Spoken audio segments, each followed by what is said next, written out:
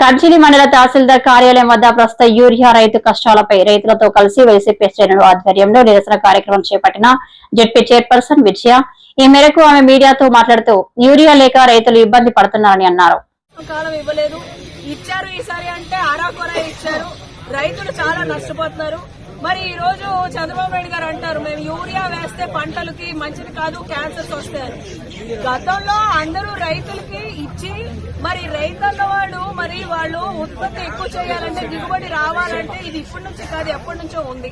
సరే క్యాన్సర్ వస్తుందని మీరు అంటున్నప్పుడు దానికి రెమెడీస్ తీసుకొని ముందస్తు రైతులకి చెప్పి మీరు ఈ వాడకం తగ్గించండి, సేంద్రియ ఎరువులకు వెళ్ళండి అని ప్రోత్సహించాలి. అవేమీ కాకుండా ఇలా మాట్లాడటం నిజంగానే అందరూ రైతులందరూ కూడా చాలా నష్టపోయారు.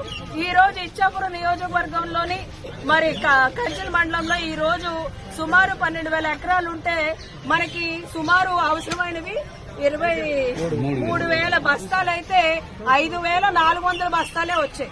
మరి ఇంత సమస్యలో మేమందరం కూడా ఇక్కడ వైఎస్ఆర్సీపీ పార్టీ నుంచి మరి ఎంపీపీ గారు కానివ్వండి, జడ్పీటీసీ గారు, సర్పంచ్లు మొత్తం ఉన్న ఎంపీటీసీలు, సర్పంచ్లు అందరూ కూడా ఈ రోజు ఇక్కడికి రావడం జరిగింది. ఎంఆర్ఓ గారికి నివేదిక ఇవ్వడం జరిగింది.